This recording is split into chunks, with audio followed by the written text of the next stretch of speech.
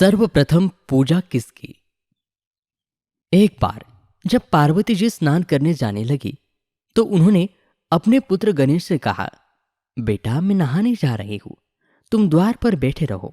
जब तक मैं नहाकर वापस ना आऊं तुम यहीं बैठे रहना और किसी को भी अंदर मत आने देना। एक आज्ञाकारी बालक की भांति गणेश द्वार पर बैठ गए। अभी पार्वती नहा ही रही थी कि शिव अपने गणों के साथ आए और घर में जाने लगे। तो गणेश ने उन्हें रोककर कहा, अभी आप लोग बाहर प्रतीक्षा करें, माता पार्वती अंदर स्नान कर रही है। जब वे स्नान करके बाहर आए तब आप अंदर जाना। शिव गणेश की इस बात की उपेक्षा कर जब अंदर जाने लगे तो गणेश ने बलपूर्वक प्रतिरोध किया तथा अंदर नहीं जाने दिया। इस पर शिव को क्रोध आ गया और उन्होंने अपने त्रिशूल से गणेश का सिर काट दिया। इतने में पार्वती स्नान करके बाहर निकली और गणेश की ऐसी दशा देखी तो क्रोध से उनकी संहारक शक्तियां जागृत हो उठी। उसी समय देवर्षि नारद नारायण नारायण करते हुए वहां से गुजरे। उन्होंने माता पार्वती से प्रार्थना की कि मां जगदम्बे, अपनी संहारक शक्ति समेटो, आपके पुत्र को जीवित कर दिया जाएगा। फिर उन्होंने शिव से कहा, प्रभु, आदिशक्ति जगदम्बा की क्रोध की शांति के लिए गणेश को जीवन देने के लिए कुछ कीजिए।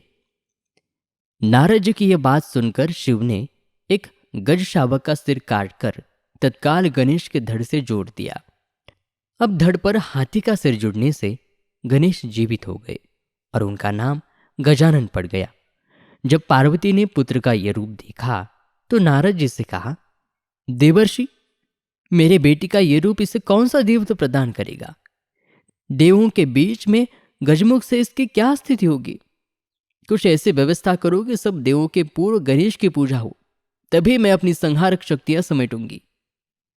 नारद ने कहा, मां भगवती, इसकी भी व्यवस्था मैं करता हूं, आप पहले शांत हो जाइए। नारद के कहने पर पार्वती ने अपनी संहारक शक्तियां समेट ली। जब सब शांत हो गया तो नारद जी ने कहा, अभी गणेश की अग्र पूजा की घोषणा कर देने से अन्य देवता नाराज हो जाएंगे, अतः किसी प्रतियोगिता के द्वारा सब देवों के आदिदेव ब्रह्मा जी के सामने ही इसका निर्णय किया जाएगा। पार्वती ने नारद के इस सुझाव को स्वीकार कर लिया। ब्रह्मा जी के सामने यह प्रस्ताव रखा गया कि इतने सारे देवी देवताओं में सर्वप्रथम किसकी पूजा की जाए। कोई भी शुभ कार्य करने से पहले किस देवता की प्रतिष्ठा की जाए, इसकी कुछ व्यवस्था कीजिए।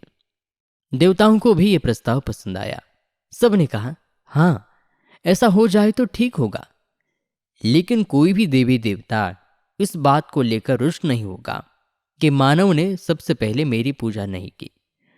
ब्रह्मा जी ने कहा, तुम्हारा प्रस्ताव उचित है नारद, तुमने ऐसी समस्या रखी है तो अब इसके लिए कोई योजना तुम ही बताओ कि जिससे निर्णय हो सके कि किस देव की अग्र पूजा की जाए। नारद ने कहा कि हे तात, मेरे विचार से तो एक प्रतियोगिता का आयोजन किया जाए।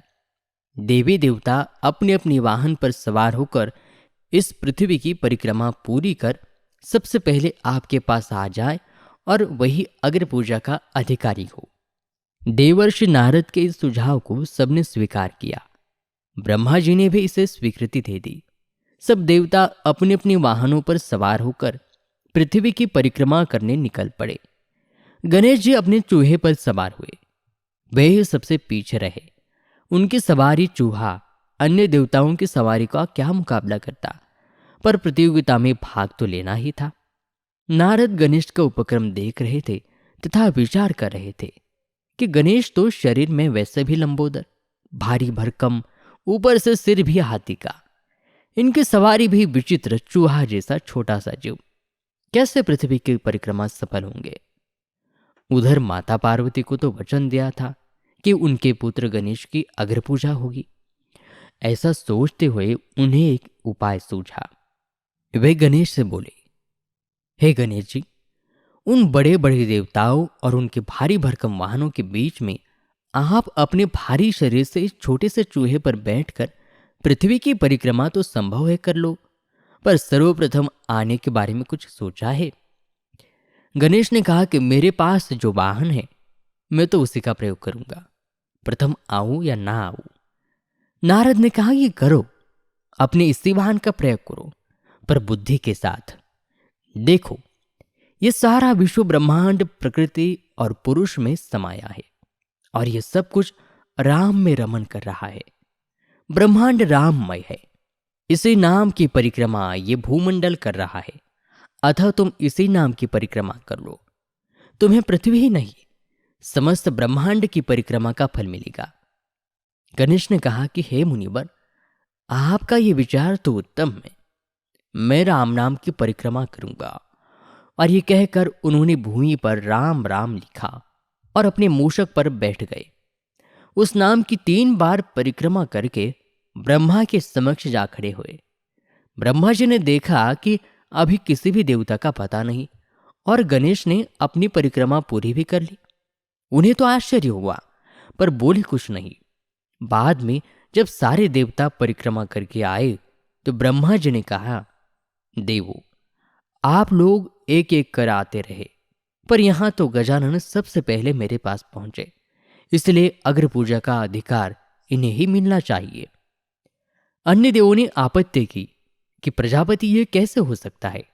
गणेश भला इस चूहे पर बैठकर सारी पृथ्वी की परिक्रमा कैसे सबसे पहले कर कर आपके पास आ सकता है? लगता है कि ये परिक्रमा करने गए ही नहीं होंगे, प्रारंभ से यही बैठे होंगे। जब देवों ने असत्य माना तो नारद बोले, हे देवताओं, ये सत्य है। आप लोग तो भौतिक और स्थूल की परिक्रमा करते रहे, पर गणेश ने तो उसकी परिक्रमा की जिसमें ये भूमंडल ही नहीं बल्कि त्रिलोक्य समाया है, जिसमें सारा विश्व ब्रह्मांड रमन कर रहा है। उस राम नाम की 3 बार परिक्रमा करके ये त्रैलोक्य की परिक्रमा कर सबसे पहले पहुंचने वाले हो गए, और इसीलिए अग्र पूजा का मान गणेश को ही दिया जाता है, और ये प्रथम अग्र पूजा के अधिकारी है। ये कहकर नारद नारायण नारायण कहते हुए देवलोक को चले गए, और इस तरह से गणेश जी की सबसे पहले पूजा होने लगी।